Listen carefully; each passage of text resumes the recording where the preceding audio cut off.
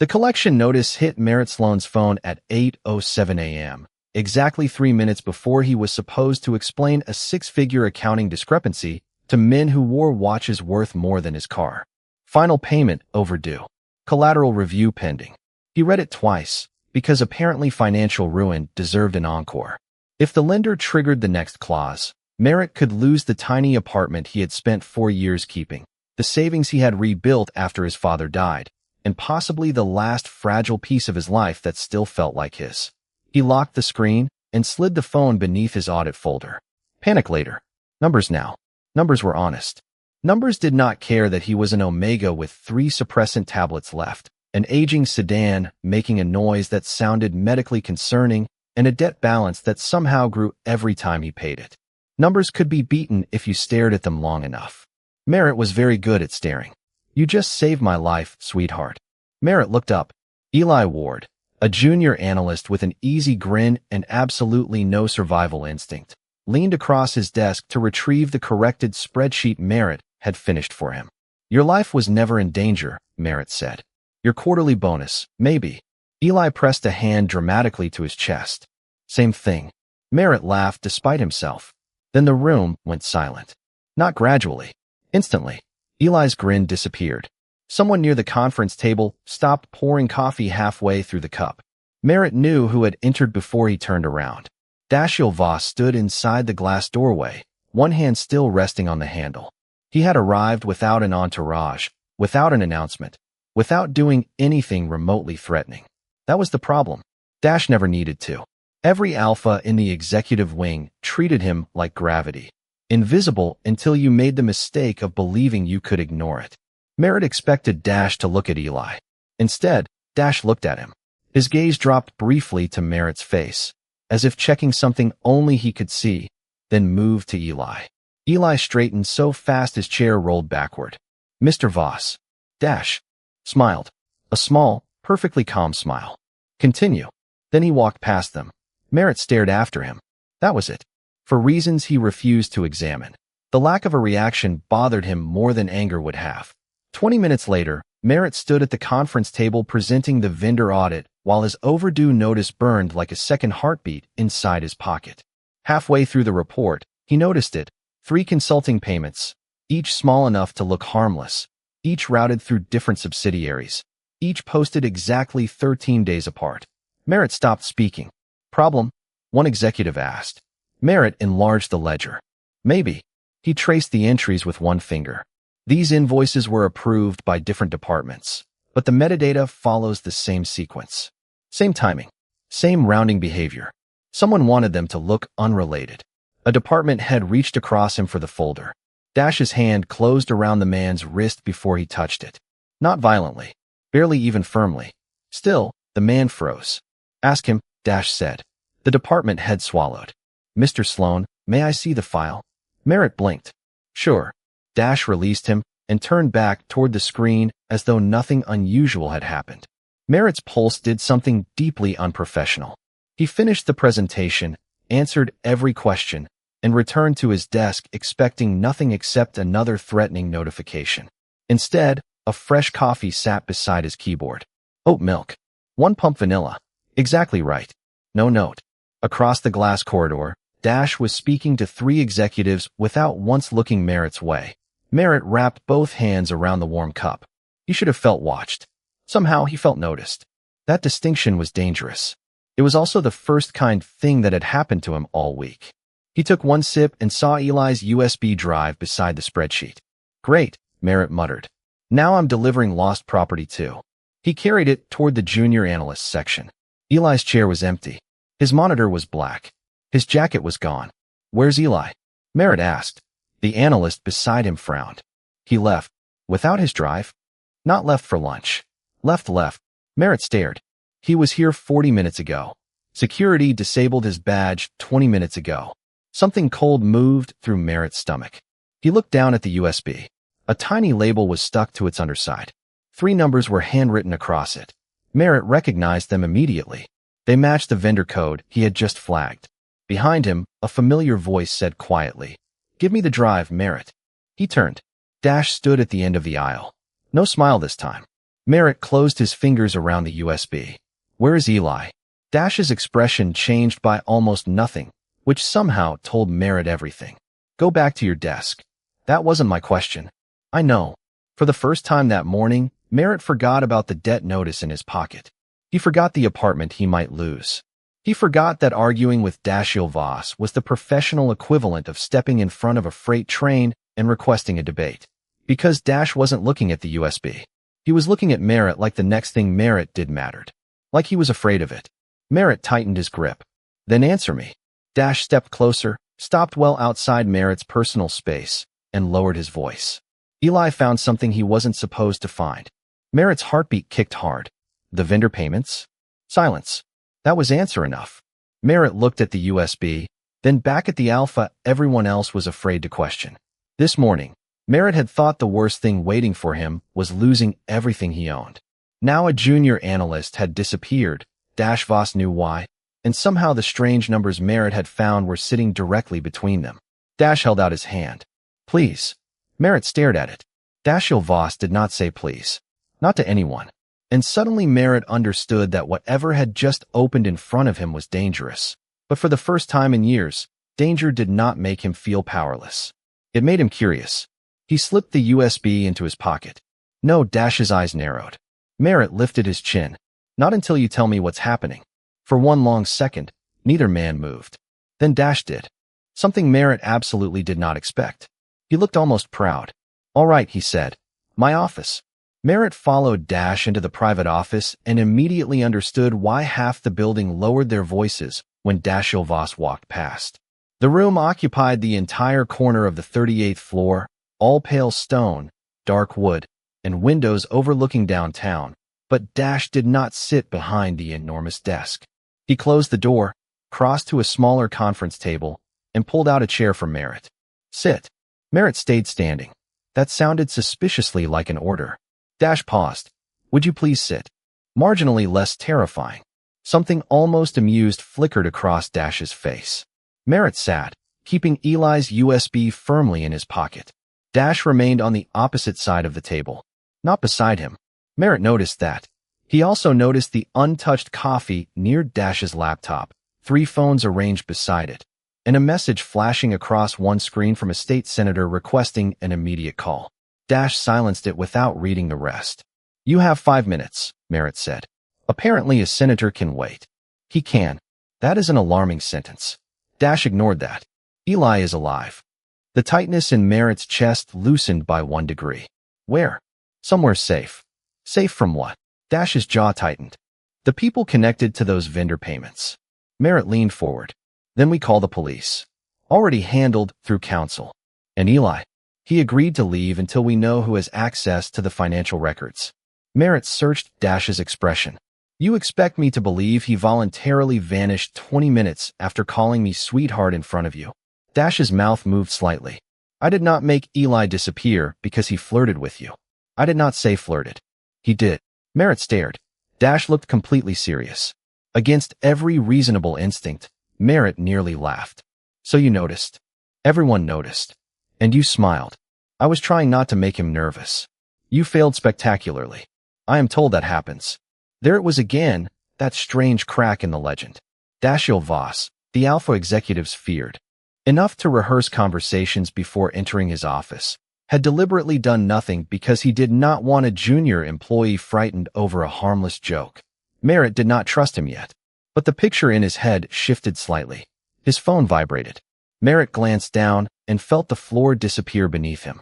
Account transfer confirmed. New creditor, Voss Holdings. For several seconds, he could only stare. Then he slowly looked up. Dash saw his face and went still. Merritt, no, let me explain.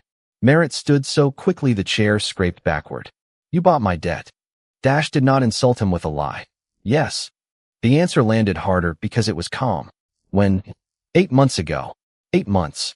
Merritt mentally walked backward through 8 months of impossible little mercies. The collection calls becoming less aggressive. The penalty increase that mysteriously disappeared. The week his car broke down and the repair shop claimed an anonymous corporate account had covered the bill. The schedule change that gave him enough overtime to make rent. Even the coffee outside. His stomach turned. How much do I owe you? That is not the point. It is absolutely the point. Merritt, how much? Dash named the amount. Merritt laughed once, without humor. Fantastic. So I do not work for the man who owns the company. I work for the man who owns my debt. I do not own you. That distinction probably feels enormous from your side of the table. Dash flinched. Barely. Merritt saw it anyway. He hated that seeing it hurt made him feel worse instead of better. Was any of it real? Merritt asked. My promotion? The overtime? You stopping Keller from taking my file this morning? Dash's expression sharpened. Your promotion happened because you found a $400,000 reporting error that 3 senior auditors missed. Your overtime was approved because your department needed you. And Keller was going to take work out of your hands without asking because he assumed an Omega would not challenge him. Dash stepped closer, then stopped several feet away. I challenged him. Merritt swallowed. That was the first reward he had not expected. Not rescue, but recognition. Dash knew exactly what Merritt had earned. He had noticed the work. And the coffee? Merritt asked before he could stop himself. Dash looked almost embarrassed. That was me. Merritt hated how much that mattered. Why buy the debt? Dash's expression closed again. Because the previous holder was dangerous. That is not enough. It is all I can safely tell you today. Merritt's fragile gratitude vanished. There it is. He grabbed the chair and pushed it neatly back beneath the table because apparently even emotional betrayal could not cure him of office manners. You decide what I am allowed to know, what danger I am allowed to understand, and apparently who gets to own the worst thing in my life. I was trying to protect you. Protection without my knowledge feels a lot like control. Dash went silent. Merritt headed for the door. Eli found the same vendor pattern you did, Dash said behind him. Merritt stopped. That is why he had to leave. Merritt turned. Dash nodded toward his pocket. Keep the USB. You wanted it 5 minutes ago. I changed my mind. Why? Because you did not hand it over just because I told you to. Dash met his eyes. And because you saw in 20 minutes what my security team missed for 3 weeks. Merritt stared at him. Dash was giving him the evidence. Giving him trust immediately after Merritt had accused him of control. You want my help? I need your judgment. The words hit somewhere Merritt had not armored properly. Nobody with power ever needed anything from him except payment, obedience, or work. Dash walked to the door and opened it for him. Go home tonight. Think. Tomorrow morning, if you still want answers, come back and we investigate the accounts together. Merritt stepped into the hallway, then stopped. Together? No more instructions without explanations. Dash hesitated. You were right about that.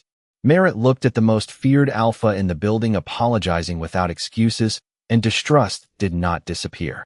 It simply made room for something more dangerous, curiosity. Then Merritt's phone rang. The collection company. He answered before leaving. Merritt Sloan. Speaking. A woman verified his identity, then said, I am calling regarding the transfer of your account. Going forward, all decisions concerning your debt will require authorization from its new owner. Merritt slowly turned toward Dash. Dash had gone completely still. The woman continued. Mr. Sloan, Voss Holdings has instructed us to suspend every payment and collection action on your account indefinitely. Merritt forgot how to breathe. Dash looked away first. And suddenly Merritt understood the terrifying part was not that Dashiell Voss had acquired the power to ruin him. It was that the first thing Dash had done with that power was refuse to use it. Merritt spent exactly 11 minutes the next morning pretending he had not come back because Dashiell Voss had asked him to.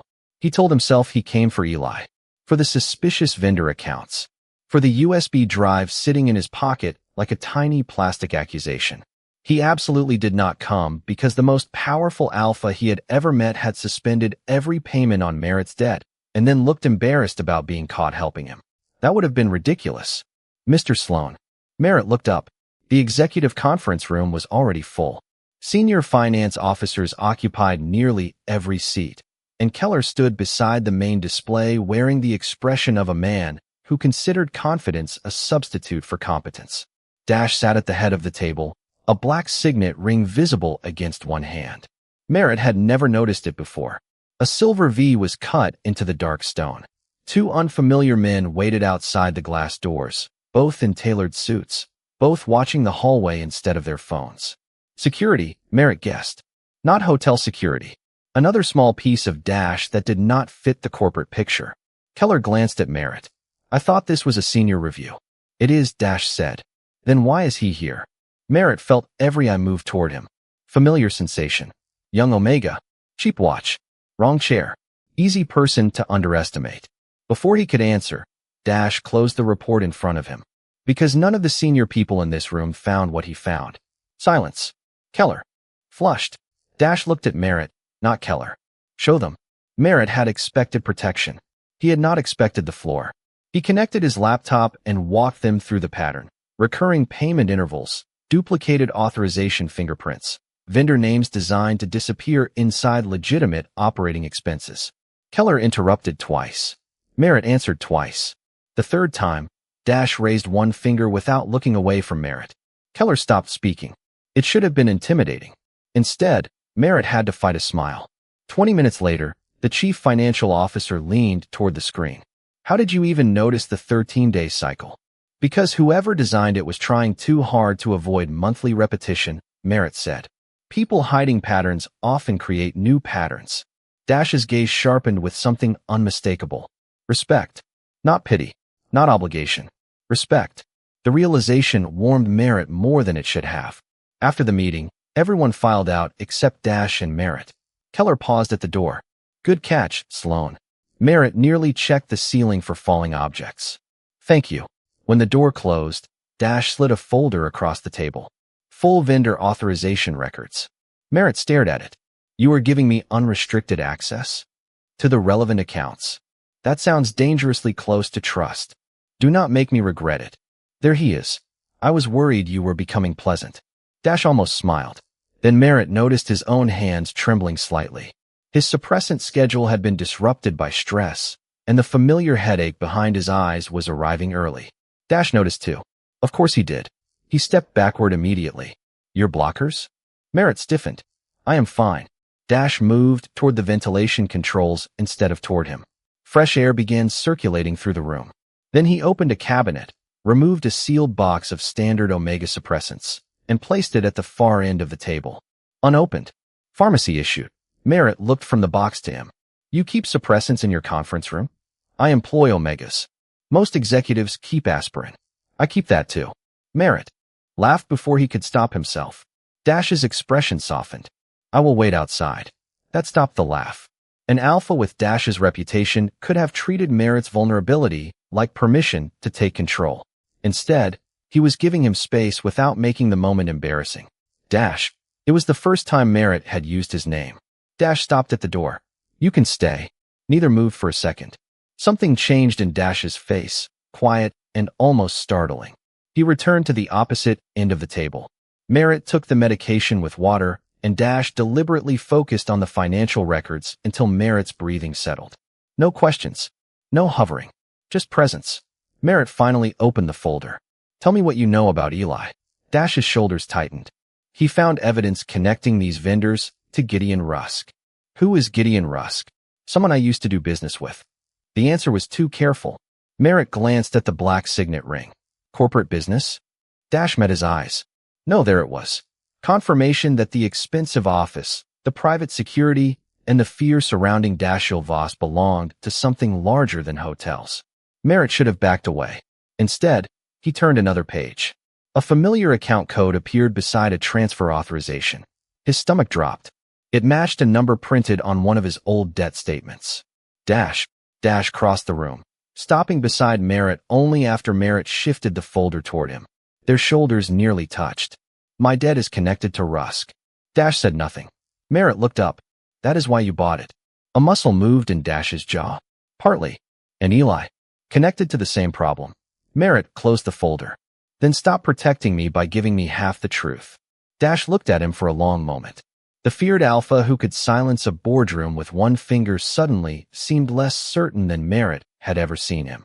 I am trying to keep you alive and free, Dash said quietly. I am beginning to understand those may require different things.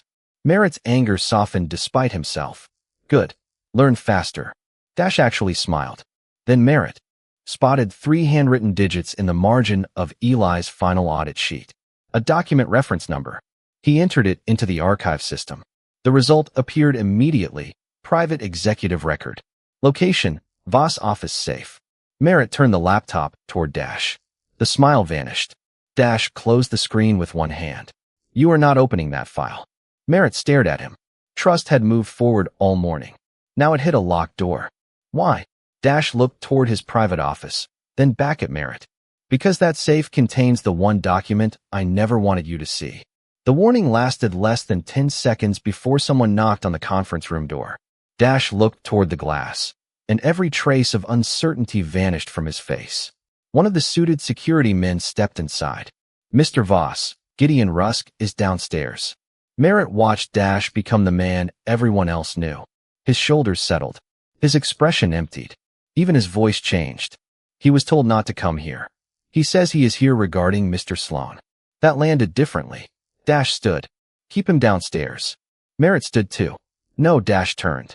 Merritt, we just had an entire conversation about you deciding what I am allowed to know. This is different. That is exactly what people say before doing the same thing again. For one dangerous second, Dash looked furious. Then he exhaled. Fine. You stay beside me. I can stand by myself. I know. Dash held his gaze. Let me have one unreasonable request today.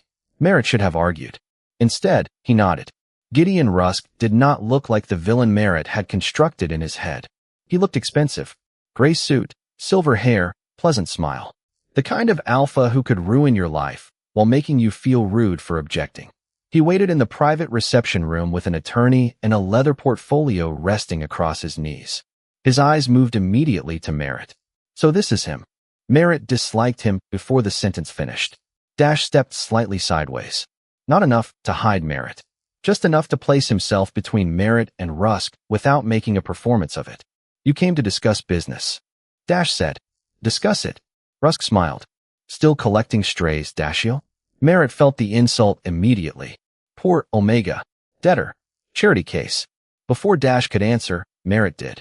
If you mean the auditor who found your vendor pattern before your own accountants realized it existed, then yes. Nice to meet you. Rusk's smile thinned. Dash looked at Merritt. That almost proud expression returned. There, Dash said calmly. Now you know who he is. Rusk opened the portfolio. What he is financially compromised. An employee with personal debt connected to accounts he is auditing creates an obvious credibility problem. Merritt's stomach tightened. It was clever. Rusk did not need to threaten him. He only needed to make Merritt look untrustworthy. His analysis was independently verified this morning, Dash said. By whom? Me. Rusk laughed softly. That hardly improves appearances. Dash could have threatened him. Merritt expected it. Instead, Dash walked to the sideboard, picked up a printed report, and placed it in front of Rusk. Page 14. Rusk did not touch it. What is this? The discrepancy Merritt identified. Page 16 contains the replication test performed by external audit. Page 19 shows that his conclusion was correct. Dash's voice remained almost bored. You may dislike his involvement. You may question mine. You do not get to question his competence when the numbers already answered you. Merritt forgot his anxiety for half a second. Dash had not defended him by saying Merritt needed protection. He had defended him with Merritt's own work. Rusk finally looked at the report. His expression changed. Only slightly, but Merritt saw it. Fear. You have no idea what you are involving him in, Rusk said. Neither does he, Merritt replied. That is becoming a recurring problem. Dash closed his eyes briefly. Rusk actually smiled. He talks to you like that? Frequently. And you allow it? Dash looked at Merritt. Something quiet passed between them. I value people who tell me when I am wrong. Merritt's chest tightened. Rusk studied them differently after that. Not employer and employee. Not creditor and debtor. Something he had. Not expected. That made Merritt uneasy. Be careful, Rusk said to him. Dashiell has a habit of confusing protection with possession. Dash's face hardened, but Merritt answered first. Then it is fortunate I have a habit of correcting him. Dash's mouth twitched. Rusk stood. You think this is funny? No, Dash said. I think this meeting is over. The attorney beside Rusk began gathering papers. Rusk paused near Merritt. Ask him what he paid for your debt. Dash moved before Merritt could react. He did not grab Rusk. He simply stepped between them, completely blocking the Alpha's path. You will address him respectfully, or you will not address him at all. The room went still. Rusk stared at Dash, then at Merritt over his shoulder. Interesting. He left without another word. Only when the elevator doors closed did Merritt realize Dash's hand was clenched tightly at his side. You could have thrown him out the second he arrived, Merritt said. Yes. Why did you let him talk? Because you needed to hear what he was willing to say. Merritt looked at him. You trusted me to handle it. You handled it better than I would have. That admission from Dash felt strangely intimate. Merritt's phone vibrated. A message from an unknown number appeared. Stop looking at the vendors. The warmth vanished. Dash saw Merritt's expression but did not reach for the phone. May I? He asked. Merritt handed it over. Dash read the message, then quietly passed the phone back. You are not going home alone tonight. Merritt immediately bristled. We were making progress. I know. Then do not order me around. Dash glanced toward his private office. Stay here while security checks your apartment. I will stay too. You have an entire company to run. It will survive. Merritt searched his face and found no performance there.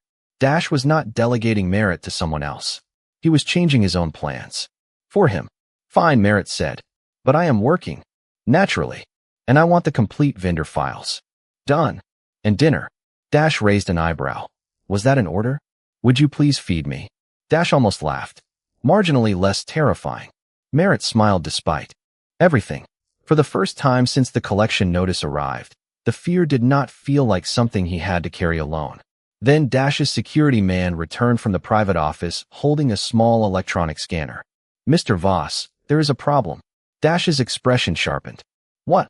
Someone accessed your office safe this morning. Merritt's smile disappeared. His eyes moved toward the closed office door, toward the document reference Eli had hidden in the audit notes. Dash went completely still, and Merritt understood that whatever was inside that safe was no longer merely something Dash did not want him to see.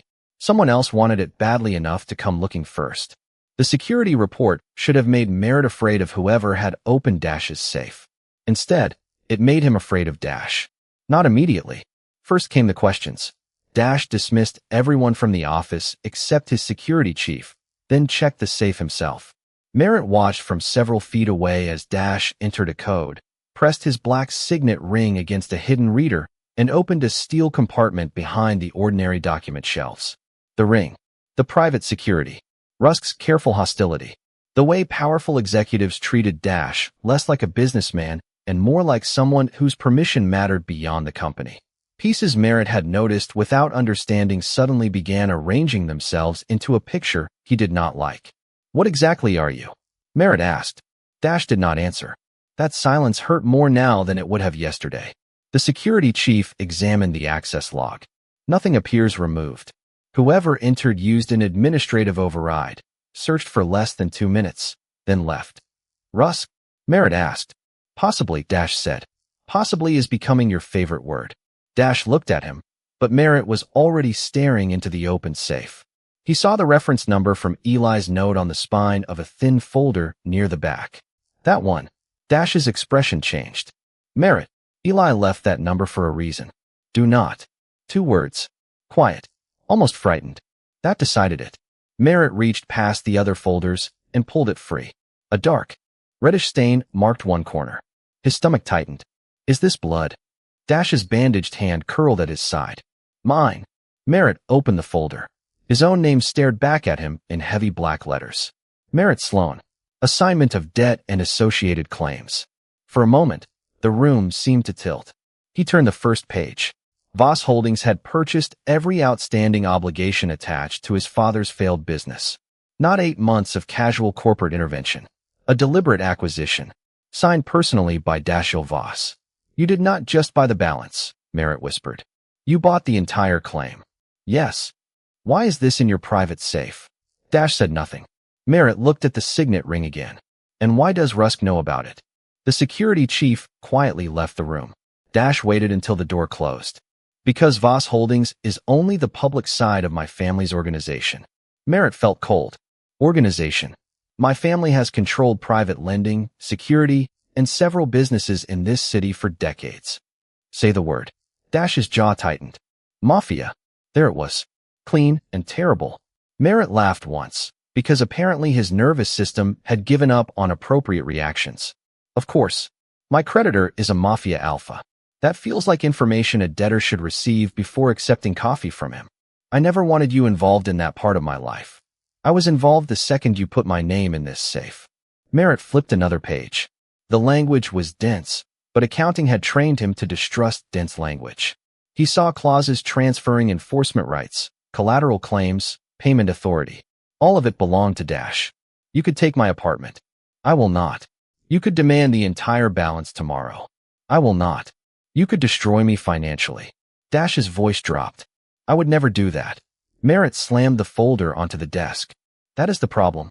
Everything depends on what you would never do. You never gave me the right to know what you could do. Dash went completely still. Merritt hated that his eyes burned. He hated even more that part of him wanted Dash to explain this away. Was Rusk right? Merritt asked. Did you confuse protecting me with possessing me? No, then why hide this? Dash looked toward the windows. For the first time, Merritt saw something beneath the control that was not power. Fear. Because Rusk held your debt before me. Merritt stopped. Dash continued. He was keeping the principle artificially difficult to reduce. He knew your financial skills were valuable.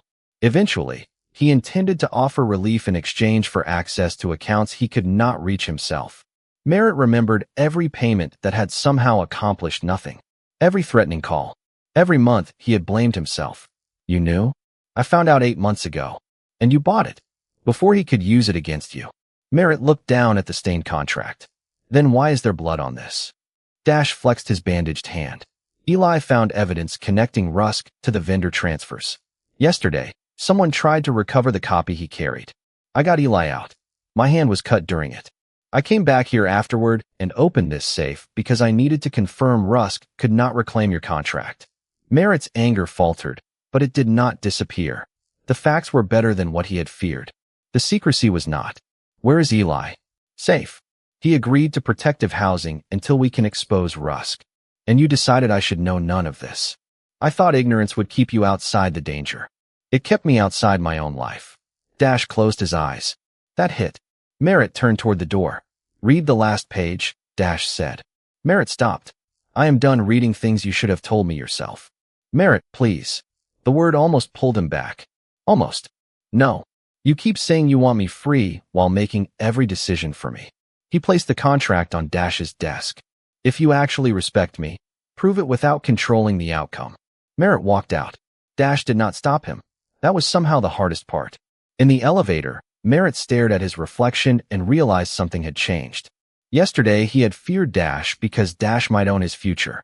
Today, he feared something worse, that Dash might truly have been trying to save it, and Merritt had started caring enough that the lie could hurt. Upstairs, alone in the silent office, Dash opened the contract to the page Merritt had refused to read. Beneath his signature was the clause he had never found the courage to explain. Upon termination of Gideon Rusk's enforcement rights, Merritt Sloan's remaining debt would be canceled in full, with no service, bond, repayment, or personal obligation owed to Dashiell Voss. Merritt made it 3 blocks before the rain started. Not polite rain. Not cinematic rain. Cold November rain that came sideways and turned his coat useless in under a minute. He stood beneath the narrow awning of a closed bakery, staring at the rideshare app on his phone, while every available driver apparently fled downtown at once. A black sedan stopped at the curb. Merritt sighed. Of course it did. The rear window lowered, revealing Dash. I am not kidnapping you, he said. Comforting opening. Your apartment has been cleared by security, but Rusk knows your address.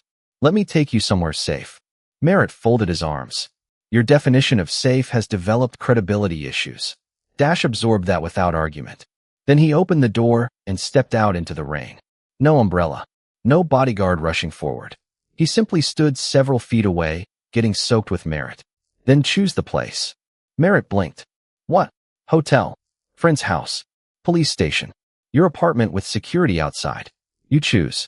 I will arrange only what you approve. That was new. Not an apology. A correction. Merritt looked at the rain running from Dash's hair onto the collar of a suit that probably cost more than Merritt's monthly rent. My apartment. Done. Dash rode in front with the driver and left Merritt alone in the back seat. Another correction. By the time they reached Merritt's building, the storm had knocked out power on half the block. Dash's security team remained across the street instead of filling the hallway. Merritt noticed that too. Inside, his apartment looked painfully ordinary after Dash's office. second-hand couch, narrow kitchen, stacks of accounting books, one stubborn plant surviving beside the window. Dash stood near the door, as if waiting for permission to exist there. "You can take off the wet coat," Merritt said. That was not forgiveness. "Understood." Dash removed it. His bandaged hand was damp. Merritt frowned. "Sit." Dash raised an eyebrow. "Was that an order?" "Yes." Dash sat immediately. Merritt found his first aid kit, unwrapped the wet bandage, and replaced it carefully. The injury was minor, but Dash watched Merritt's hands with a strange stillness. "Why did you personally go after Eli?" Merritt asked. "You have security." "Because I sent him into that audit." "You could have sent someone else to help him." "I could have. But you did not." Dash looked down at the fresh bandage. "People around me have spent most of my life paying for decisions they did not make." Merritt waited. Dash rarely filled silence. This time he did. "My father taught me that leadership meant knowing everything first and allowing everyone else to know only what they needed. When I inherited his position, I thought I could use the same methods more carefully.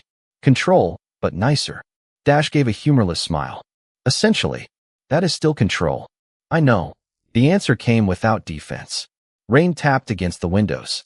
Merritt sat across from him. "Why me?" Dash's expression shifted. "Your debt." "Everything." Dash considered the question longer than Merritt expected. "I first noticed you 18 months ago. Keller blamed a reporting error on an intern. You stayed after work, reconstructed the ledger, and proved the intern had entered exactly what Keller approved." Merritt remembered. He had assumed nobody important cared. "You never told me. You did not do it for recognition. Recognition would still have been nice." Dash almost smiled. "I am learning." Then his voice softened. "When I discovered Rusk held your debt, I knew what he would eventually do with it. I bought it because I could stop him. I hid it because I was afraid that if you knew what my family was, you would look at me the way everyone eventually does." "Afraid?" Merritt repeated. "You?" "Frequently." That answer dismantled something.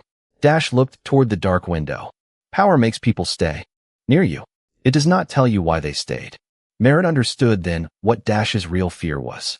Not abandonment exactly. Something lonelier. Never knowing whether anyone had chosen him freely. Merritt stood, crossed to the kitchen, and returned with 2 bowls of reheated soup. He handed one to Dash. "This is not forgiveness either." Dash accepted it carefully. "What is it?" "Dinner." "I meant between us." Merritt sat beside him, leaving several inches between their shoulders. A chance to do better. Dash looked at him. "I can work with that." They ate while the rain softened. No contracts. No debt. No mafia business for 15 quiet minutes. When Merritt's head eventually tipped against the couch, exhausted, Dash reached for the blanket folded nearby, then stopped. "May I?" Merritt opened one eye. "You are asking permission to use a blanket?" "I am trying very hard." Merritt laughed, the first real laugh since opening that safe. "Yes, Dash." Dash covered him and started to stand. Merritt caught his sleeve. "Stay until the power comes back." Dash looked at Merritt's hand on his arm. Something vulnerable crossed his face before he sat again. "All right." It was not obligation anymore. Merritt knew that because Dash had offered to leave, and Merritt had asked him not to. An hour later, the lights flickered back on. So did Merritt's laptop. An incoming message appeared from Eli's secure account. Merritt sat upright. Dash moved closer, but waited until Merritt nodded before looking. Eli had sent 1 file and 4 words. "I found the final link." Merritt opened the attachment. The vendor trail ended at a transfer authorization signed by Gideon Rusk himself. Below it was a scheduled board transaction for the following morning. Merritt looked at Dash. "He is moving the money." Dash's expression hardened. "Because he knows we found him." Merritt closed the laptop and stood. Yesterday, Dash would have told him to stay behind. This time, he asked, "What do you want to do?" Merritt picked up the audit folder. "We finish what Eli started." Dash rose beside him. "Together?" Merritt met his eyes. "Together." By 8 the next morning, Merritt had slept for 43 minutes, consumed enough coffee to qualify as a workplace hazard, and built the cleanest financial case of his career. The evidence was simple now. Gideon Rusk had routed money through false vendors, and the transaction scheduled for 9 would move the remaining funds beyond the company's immediate reach. Merritt expected resistance. He did not expect to become the evidence against himself. The emergency board meeting was already crowded when he and Dash arrived. Keller sat near the end of the table. The chief financial officer was there. Outside counsel occupied 2 seats. Rusk stood beside the main display as if he had called the meeting himself. The moment Merritt entered, conversation stopped. Perfect timing, Rusk said. Dash's expression turned glacial. You should not be here. Neither should your debtor. Rusk touched the remote. Merritt's own financial records appeared on the screen. His name. His old balance. The transfer to Voss Holdings. Then a photograph taken through the window of Merritt's apartment the previous night. Merritt on the couch. Dash beside him. Too close to look accidental. Not close enough to tell the truth. Heat climbed Merritt's neck. You had someone watching my apartment? Rusk ignored him. Mr. Sloan claims to have independently uncovered financial misconduct by a man connected to his personal debt. Meanwhile, the Alpha who purchased that debt spends the night in his home. Murmurs moved around the table. Rusk changed the slide. A copy of the debt assignment appeared next, carefully cropped before the cancellation clause Merritt had refused to read. This is not an audit, Rusk said. It is leverage dressed as accounting. Merritt's stomach dropped. He knew exactly what Rusk was doing. Every fact was real. The conclusion was poison. Keller frowned at Merritt. Did Mr. Voss pay off your debt? No. Does he own it? Merritt hesitated. That half-second was enough. Someone whispered near the windows. Another board member asked, were you promised debt forgiveness in exchange for this investigation? No. Can you prove that? Merritt opened his mouth. Nothing came out. Because the proof was in Dash's safe, inside a contract. Merritt had walked away from before reading the final page. Rusk smiled. Convenient. Merritt looked at Dash. He hated himself for doing it. Hated that some frightened part of him still needed Dash to say something. Dash stood beside him, perfectly still. Tell them, Merritt said quietly. Dash's eyes met his. There was something there. Not indifference. Calculation. Dash. Still nothing. The hurt arrived faster than logic. Last night, Dash had sat in Merritt's powerless apartment eating reheated soup from a chipped bowl. He had asked permission before touching a blanket. He had admitted he was afraid people stayed because of his power. Merritt had asked him to stay anyway. And now, when an entire room was turning that choice into evidence of corruption, Dash said nothing. Rusk leaned against the table. Perhaps Mr. Voss is discovering that even he cannot explain this arrangement without making it sound exactly like what it is. Merritt forced himself to look away from Dash. My analysis does not depend on my debt. Then why should anyone trust it? Rusk asked. Merritt walked to the display. His hands wanted to shake. He refused to let them. Because the vendor timestamps exist whether you like me or not. The authorization sequence exists whether Dash owns my debt or the moon. And the transfer scheduled for 9 was approved using your credentials. Credentials can be copied. Then authorize an independent forensic review. Rusk's smile disappeared. That should have felt like victory. Instead, one of the attorneys spoke. Until questions regarding Mr. Sloan's financial conflict are resolved, his findings may need to be excluded from formal consideration. Excluded. Merritt stared at the spreadsheets he had spent all night building. His work. His proof. His name reduced to an asterisk because another man owned a piece of paper. This was the fear beneath every collection notice he had ever received. Not losing his apartment. Losing the right to be seen as anything except what he owed. Of course, Rusk said softly. Nobody is suggesting Mr. Sloan lacks talent. People in desperate situations simply make desperate choices. Merritt felt something inside him. Go very quiet. Do not call me desperate. You owe hundreds of thousands of dollars to the Alpha standing beside you. Rusk glanced at the photograph. And apparently you have become very important to him. Merritt looked at Dash again. Say something. Dash's hand tightened around the edge of the table. Not yet. 2 words. They hurt worse than the accusation. Merritt stepped back. Right. Dash moved toward him. Merritt, trust me for 60 seconds. Merritt laughed once, painfully. You had 8 months of secrets. I think you used up your 60 seconds. He gathered his laptop. Dash did not stop him. That almost broke him. Mr. Sloan, the board chair said. Please remain available while we determine whether you can continue participating. Merritt nodded because dignity was sometimes nothing more than refusing to let your voice shake. He walked into the hallway alone. Through the glass wall, he could still see Dash standing beside the empty chair Merritt had occupied. Rusk was speaking. Everyone was listening. Merritt turned away before he could see more. Inside the room, Dash finally moved. He took the remote from Rusk's hand, shut off the photograph, and placed a sealed folder on the table. "Now," he said, his voice so cold the room fell silent, "we are going to establish exactly who Merritt Sloan is. And this time, Gideon, you are going to sit down and listen." Merritt made it halfway to the elevators before the conference room doors opened behind him. "Mr. Sloan." The board chair stood in the doorway. "Mr. Voss is asking you to return." Merritt almost kept walking. Then he remembered what Rusk had said. Desperate people make desperate choices. No. Merritt had spent years allowing debt to make him feel smaller than he was. He would not let humiliation finish the job. He turned around. When Merritt re-entered, Dash was no longer sitting at the head of the table. His chair was empty. Instead, Dash stood beside Merritt's abandoned seat. Rusk sat across from him, visibly furious. A sealed folder rested on the table. "Sit," Rusk said. Dash did not even look at him. He decides where he sits. Every face turned toward Merritt. Dash pulled the chair at the head of the table away from its usual position and stepped aside. "Mr. Sloan found the transactions. Mr. Sloan built the audit. He should present it." Merritt stopped breathing for a second. Dash was giving him his chair, not sheltering him behind authority, lending him the room. Merritt walked forward and sat. Dash remained standing behind him. Before Merritt continues, Dash said, "We will resolve the alleged conflict." He opened the folder and removed the contract Merritt had found in the safe. The bloodstained corner was still visible. 8 months ago, I purchased Merritt Sloan's debt from an entity controlled by Gideon Rusk. Murmurs broke out. Dash waited until they stopped. "I did it without Merritt's knowledge. That was my decision, and withholding it from him was my mistake." Merritt looked up. Dash did not hide from the admission. Rusk's copy shown earlier was incomplete. Dash turned to the final page. This is the clause he removed. Outside counsel took the document, read it, then looked sharply at Rusk. "Upon termination of the original creditor's enforcement interests, the remaining balance is canceled in full." Keller leaned forward. "Canceled? No repayment," the attorney said. "No employment condition. No personal service. No bond obligation.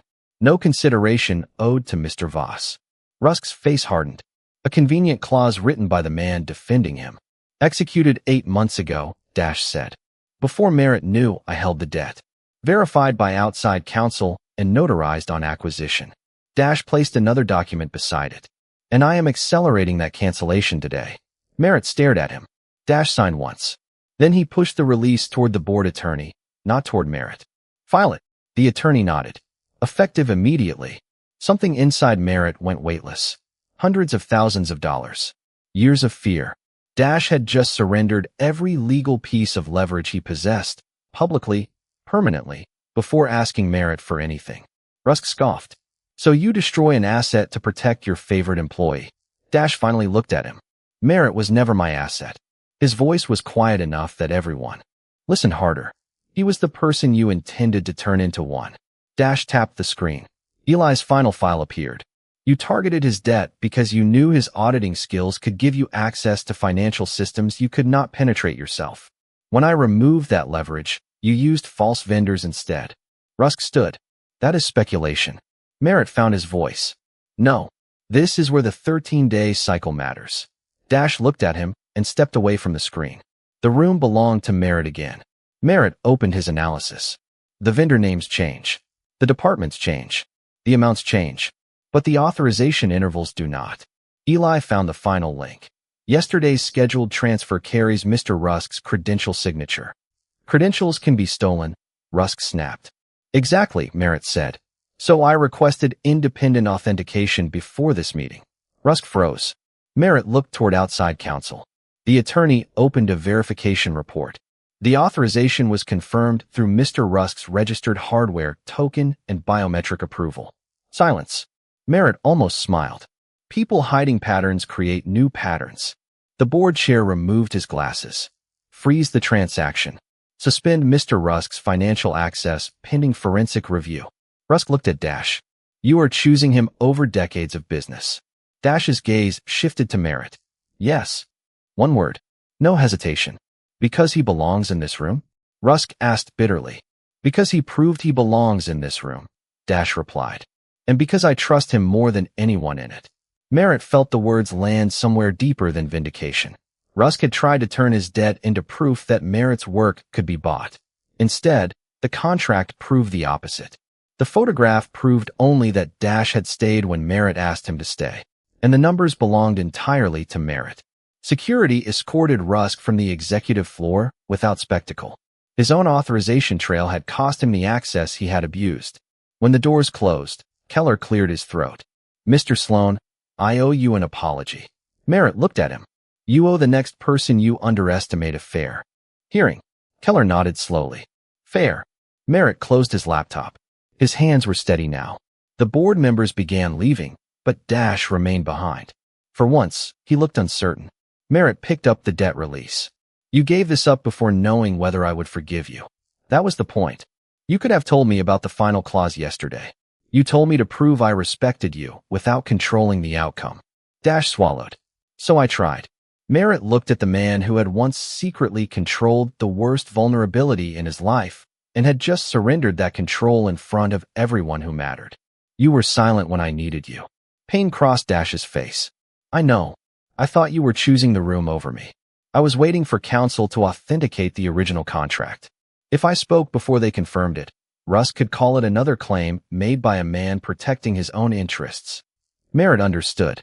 It did not erase the hurt, but it gave the silence a reason. Dash stepped back. "You are free now, Merritt. From the debt. From Rusk." A pause. "From me, if that is what you want."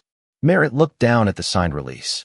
Yesterday, freedom had meant escaping everyone who could make decisions for him. Today it meant something different. It meant having the right to decide who stayed. Merritt folded the document carefully. "I am going home." Dash nodded, hiding the disappointment badly. Merritt reached the door, then looked back. "You should come by tonight." Dash went still. "Why?" Merritt allowed himself a small smile. "Because I still have your soup bowl." For the first time all morning, Dashiell Voss looked completely defenseless. And Merritt realized the final choice between them would belong to neither debt, nor fear, nor obligation. It would belong entirely to him. Dash arrived at Merritt's apartment at 7 carrying the washed soup bowl in one hand and absolutely nothing else. No driver waiting at the curb. No security men in the hallway. No expensive gift designed to turn gratitude into obligation. Merritt opened the door and stared at the bowl. "You washed it." "Twice." "It was soup, Dash. Not hazardous material. I wanted to return it properly." Merritt stepped aside, smiling despite himself. "Come in." The apartment looked exactly as it had the night before, but Merritt did not. The collection notices on his phone were gone. The debt release rested on the kitchen counter beside the old statements he had spent years organizing, negotiating, fearing. For the first time since his father died, none of those papers could decide what happened tomorrow. Dash noticed them, but did not ask. He had learned. That mattered. Merritt picked up the release. "I kept thinking freedom would feel dramatic." "Does it?" "Mostly it feels like I might finally replace my car before the transmission achieves consciousness." Dash laughed. Merritt liked that sound more than he was prepared to admit. Then he became serious. "There is one thing left." He retrieved the original contract from the envelope Dash had brought at his request. The corner still carried that dark stain. Once, the document had looked like proof that Merritt belonged to someone. Now he could see the final clause clearly. No repayment. No service. No bond. No personal obligation. Dash had written freedom into the contract before Merritt even knew it existed. That did not excuse the secrecy. It did prove the secrecy had never been about owning him. "You should have told me," Merritt said. "Yes." "You should have trusted me with my own danger." "Yes." "And if you ever make another life-changing decision for me without asking, I will make your executive calendar public and let everyone schedule meetings before 8 in the morning." Dash looked genuinely disturbed. "Cruel." Merritt smiled. Then he fed the contract into the small paper shredder beneath his desk. Dash watched the pages disappear one by one. He did not interfere. When the last piece vanished, Merritt turned toward him. "That was yours." Dash's expression softened. "And now?" Merritt stepped closer. "Now there is nothing between us that says I owe you anything." "That is exactly what I wanted." "Good. Because what happens next is my decision." Dash went very still. For a man who could silence a boardroom with a glance, he looked remarkably uncertain in Merritt's tiny living room. Merritt finally understood why. Dash had spent his life surrounded by people who obeyed him, feared him, needed him, or benefited from him. Freedom was not only Merritt's test. It was Dash's. If Merritt could leave without consequence and still chose to stay, Dash would finally know why. Merritt reached for his hand. Stay for dinner. Dash looked down at their joined hands. Because you want me here? That is generally why people invite someone to dinner. I am new to this. Clearly, Dash's thumb moved once across Merritt's knuckles, gentle enough to be a question. Merritt squeezed his hand in answer. There was no grand confession that night. They ordered takeout, argued about whether Merritt's dying plant could still be considered alive, and spent 2 hours talking about everything they had previously been too guarded to say. When Dash finally left, he asked whether he could call the next morning. Merritt said yes. Weeks later, Merritt walked into the same executive conference room where his overdue notice had once made him wonder how much longer he could hold his life together. This time, his phone carried confirmation of a new role in financial compliance, approved by an independent committee after the Rusk investigation. He had earned it. Nobody could turn that achievement into charity anymore. Eli was back too, cheerful, safe, and apparently incapable of learning caution. Merritt handed him a corrected report. Eli grinned. You saved my life again, sweetheart. The room went silent. Exactly like before. Merritt slowly looked toward the doorway. Dash had just entered. Eli visibly reconsidered every decision that had brought him to adulthood. Dash looked at him, then at Merritt. Do you want me to fire him? Dash asked calmly. Eli went pale. Merritt narrowed his eyes. Dash lasted 3 seconds before the corner of his mouth betrayed him. That was a joke. You cannot make jokes with that face, Merritt said. I am learning. Eli looked between them. So sweetheart is still allowed? Dash did not answer for Merritt. He simply waited. That tiny silence meant more than any possessive declaration could have. Merritt crossed the room, stopped in front of Dash, and straightened the Alpha's slightly crooked tie. Every executive at the table watched. Merritt no longer cared. No, he told Eli. I think that one is taken. Dash's eyes warmed. May I? He asked softly. Merritt knew exactly what he meant. He leaned closer and pressed a brief kiss to Dash's cheek before taking the seat beside him. Nobody whispered. Nobody questioned why Merritt belonged in the room. And for the first time in his life, belonging did not mean being owned, indebted, protected without permission, or chosen because someone needed something from him. Merritt had his work, his freedom, his future, and the right to decide who shared it. Dash could have held the contract forever. Instead, he had given Merritt the freedom to walk away. Merritt had walked back by choice.